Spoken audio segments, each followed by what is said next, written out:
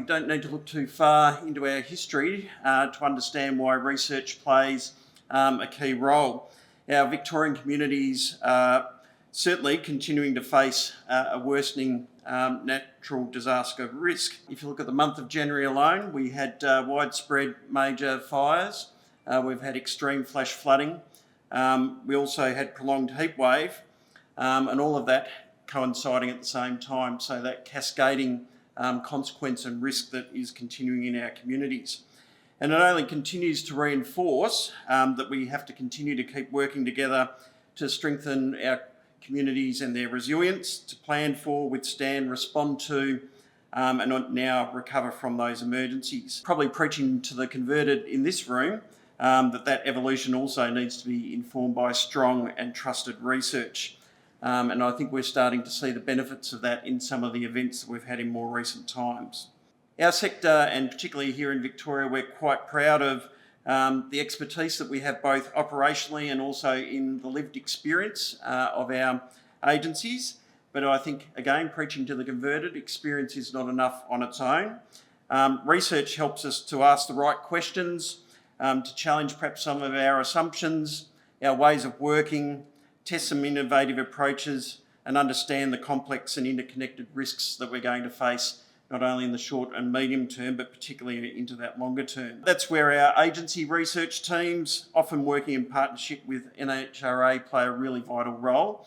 And I just want to say a very sincere thank you to both our agency research teams, but also to NHRA for the work that you're continuing to do. We know that in Victoria, in partnership with NHRA, we're investing in research that is helping our emergency management agencies deploy resources more effectively, and also is now helping our government and other decision makers to be planning further ahead and ultimately enabling hazard resilience and disaster risk reduction for our communities. In Victoria, over the last 4 years that the centre has been operating in its current form, we sense that we've really built those strong foundations and partnerships, and it is starting to bear fruit.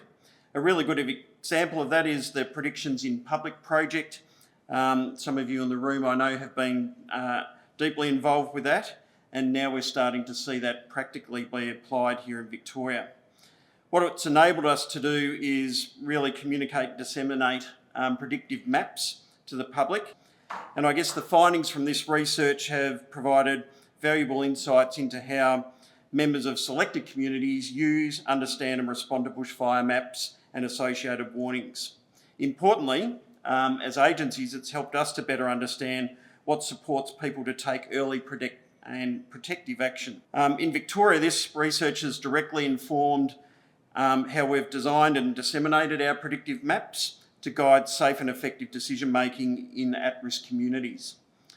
And we saw this in action as recently as this last month, where we had catastrophic to extreme fire danger rating right across our state, and we'd already had two very large fires in the landscape, being the fire at Longwood and also at Mount Lawson Walwa in the state's northeast.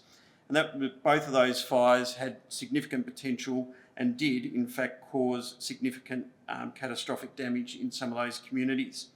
The potential impact maps for each fire were published on the Thursday ahead of that catastrophic and extreme forecast, showing the possible spread of fire in a worst case scenario over the following 24 hours. Communities were obviously urged then to leave early and to rely on some of that prediction and advice that was being provided.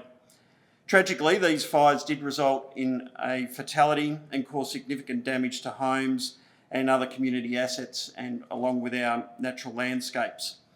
However, we would say it's very clear that without some predictive maps and the strong evidence-based public warnings, the consequences could have been even more catastrophic than what we saw on that day.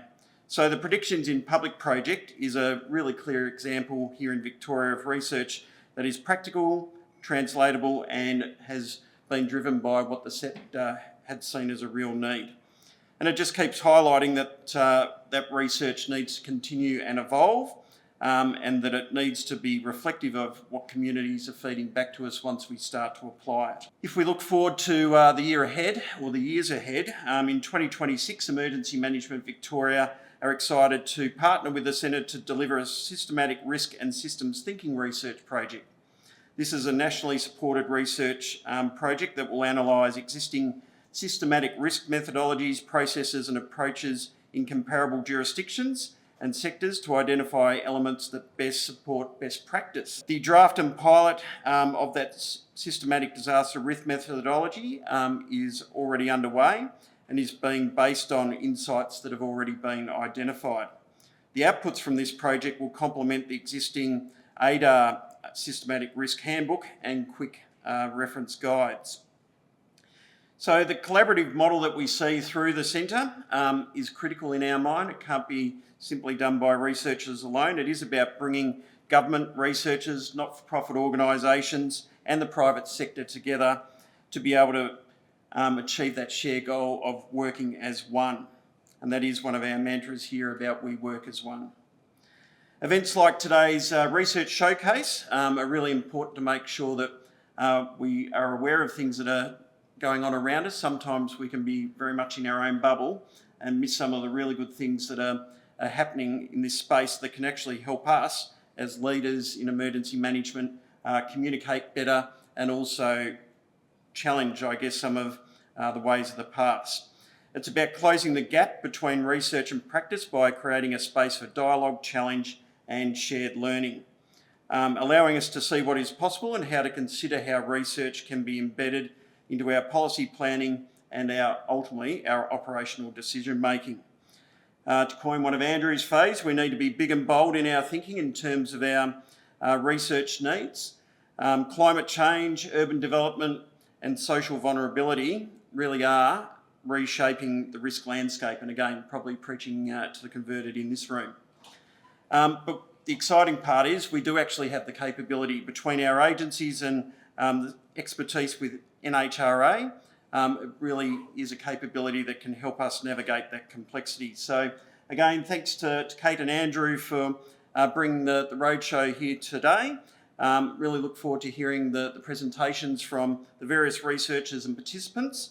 And please do know that your research is having an impact and is ultimately what can better drive the outcomes for our communities. Thank you.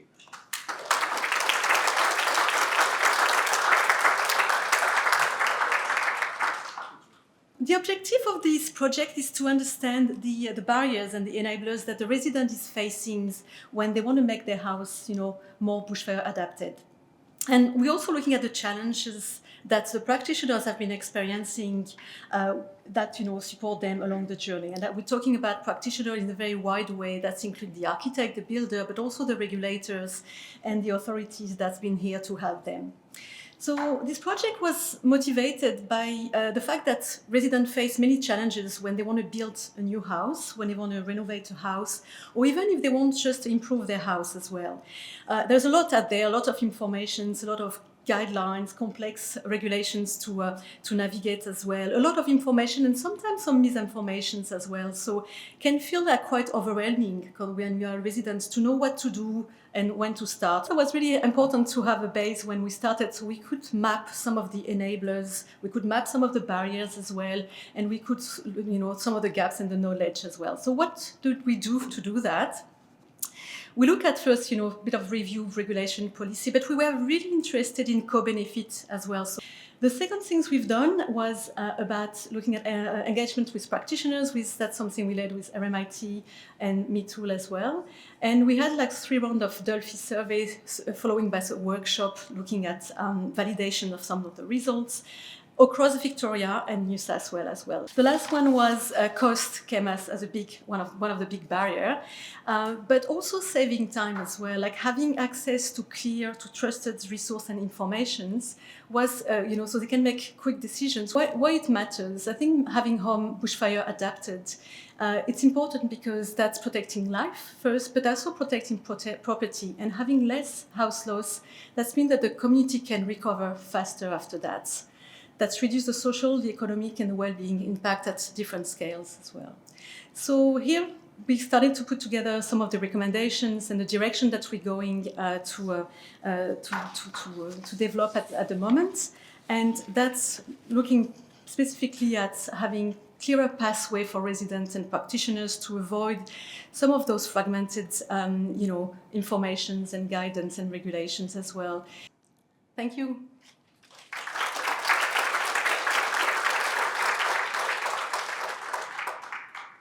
In my experience, the application of research is often obvious, right from the concept. This is the case with the current NHRA research proposal to test construction assumptions of the building standard AS3959, and Andrew mentioned that one before. And that's research I'm particularly excited about. At the simplest level, the outcomes of the Bushfire-Adaptive Homes project is to help us understand why the homes we build aren't always adapted to bushfire and provide advice on how to address the blockers. The research outcomes themselves are to advise on integration and provide recommendations which are still being finalised with completion of the project. However, while the specific expectations of the research application are clear, at the beginning of the project, it is often through the process of working together across disciplines that the more intangible or unexpected value of research presents itself. Despite not being officially complete, the project has already delivered the intangible and unexpected. A key package of work within the project, and Rafi took us through it before, was led by Dr Peter Campstra of Melbourne University. And it was to better understand resident knowledge and attitudes, beliefs and barriers to bushfire mitigation on private property. Residents were interviewed before and after CFA brigade-led community engagement activities, with 92% of participants contributing to follow-up interviews. So to have a 90% return rate is pretty incredible. While the results of the interviews were impressive and an important part of the overall project outcomes, from an agency perspective, the unexpected and intangible has come from the researchers' approach to undertaking the interviews themselves. The project's resident interviews not only provide us insight into how impactful our interactions with the community are, but it has also exposed us to alternative ways of evaluating programs and measuring effectiveness. The preliminary research findings were presented internally. Because of the close link between those delivering the engagement and a willingness for the researchers to work in with us, the findings were provided and presented in a way that reflected the context and language of community engagement practitioners. It was that we understand the work that you do, and here's what we've learned. The community engagement practitioners felt validated and could see the value of their work reflected in the research findings. Powerful outcomes for both researchers and agencies. The interdisciplinary approach to research fostered through NHRA, while at times create challenges in ensuring coordinated outcomes, it provides a framework for learning that can be broader than just the defined project objectives. Often both unexpected and intangible.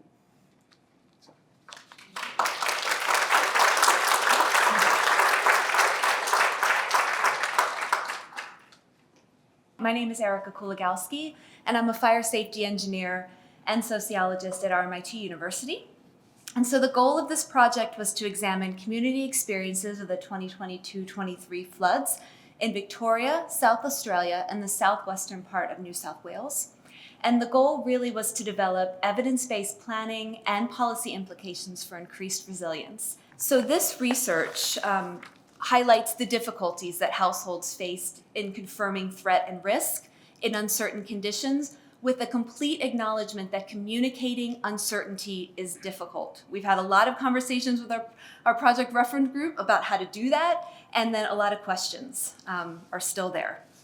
But I've listed just one of our 7 implications on the screen from our final report, acknowledging that we still have a lot of work to do with agency consultation, and as you'll hear after this, a lot of these are already in progress. But going to talk about more effective communication strategies, our final report mentions translating flood information, including water level heights, into practical location-specific implications for people's homes and properties where possible, developing flood information that's timely, accurate, localized, consistent, and relevant, that's disseminated via trusted sources, and considering ways to communicate uncertainty. Next, in addition to using clear context-specific language, considering methods that are helpful for cold communities. So disseminating warnings and messages in origin language, utilizing voice messaging to address literacy barriers, working directly with community leaders as trusted intermediaries, and using visual aids to transcend any language barriers. So I will end here, but I hope that when we are able to, when we have released our public report, our final report, that you do have a look, because there is so much in there.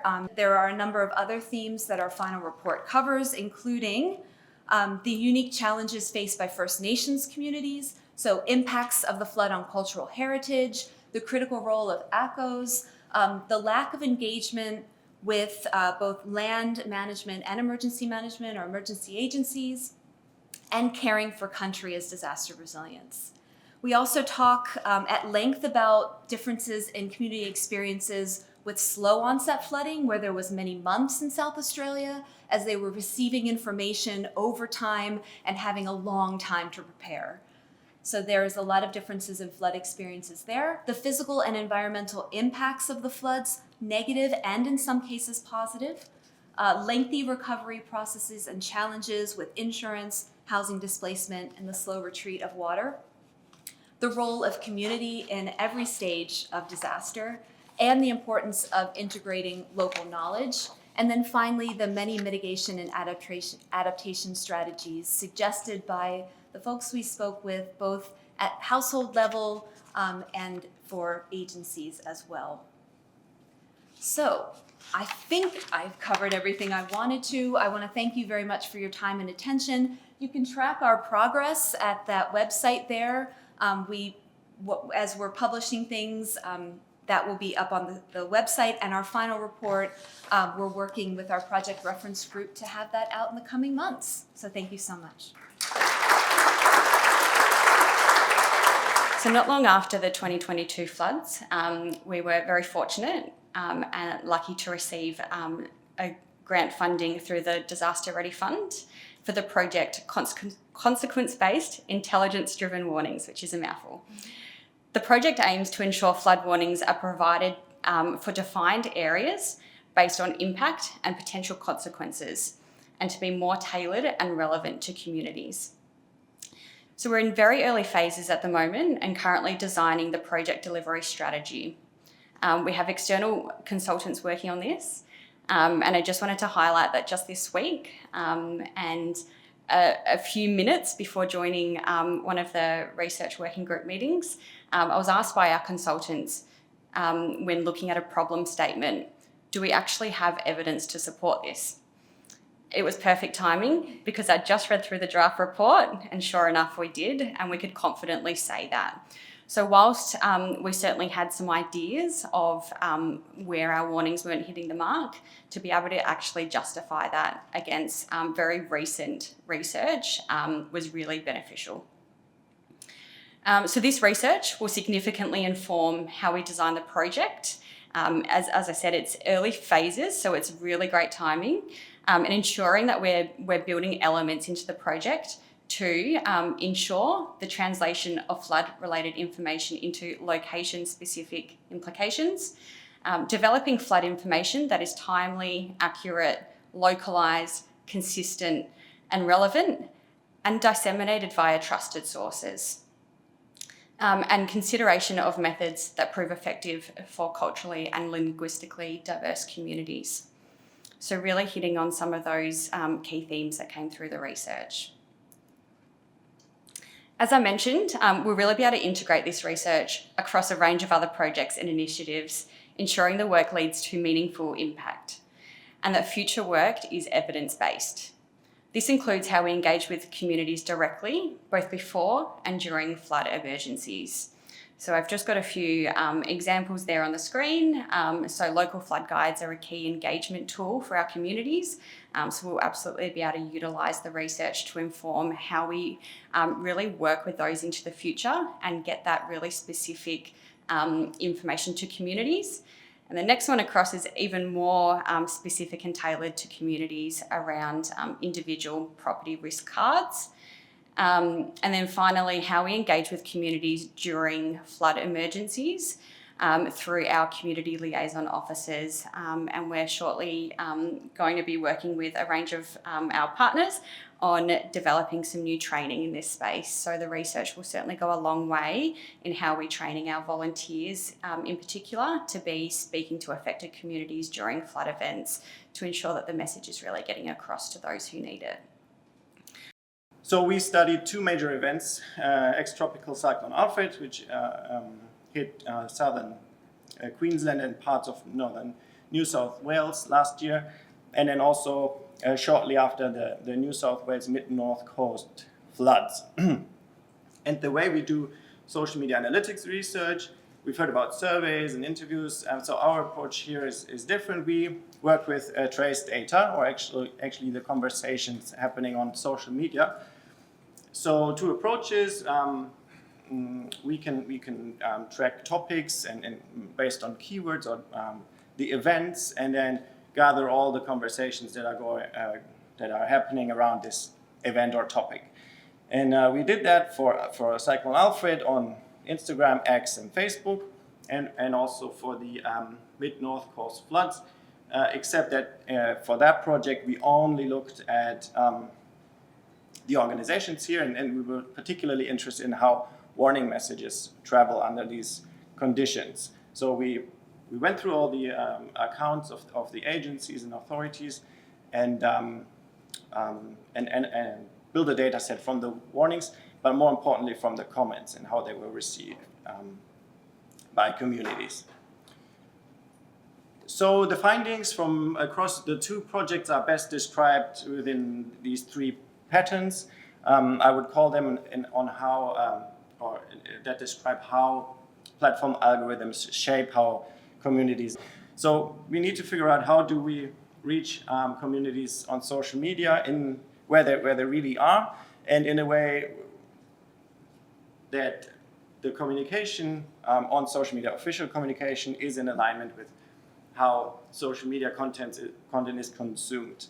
So one more interesting finding, I would say, from the flood project was that we see more and more agencies saying, okay, we don't want to play this algorithm game. We're just going to lead everyone off the platforms.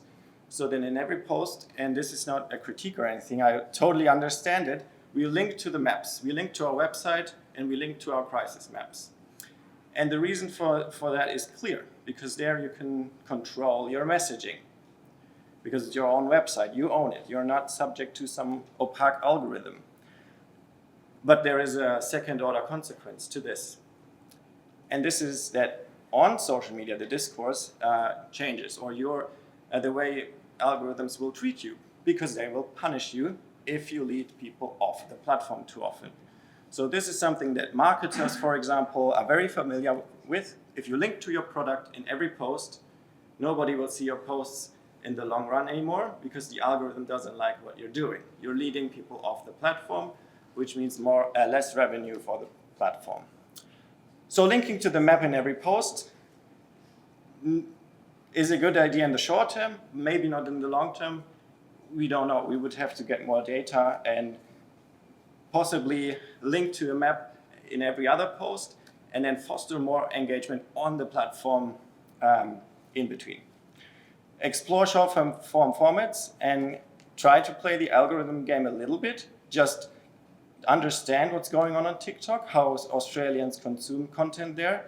Maybe not for warnings, but for educational content in the lead up to things like cyclones, where you do have a little bit of time and can actually reach larger audiences than before with smaller amounts of followers, because remember, they don't matter that much anymore.